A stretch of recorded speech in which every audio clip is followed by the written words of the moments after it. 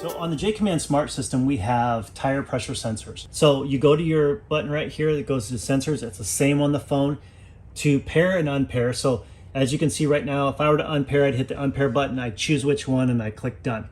Now to pair one, as you can see here with the external ones, you're going to hit pair and I pair, and then I'm going to screw the temperature sensor on and it's going to attach.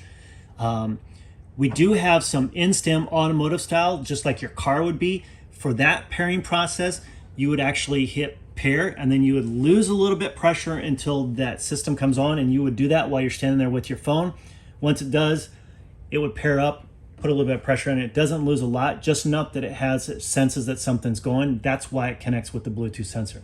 Again, your monitoring is all done from this section. You can do it through your phone or through the sensor area. You have a temperature and you have a pressure. So if it goes above a preset temperature, it's going to send a signal. If it goes below a preset pressure, just like you see here, it's 69 psi under this front tire. It's going to show a little triangle with an exclamation point. That means it's sending a notice that something is below the preset parameters.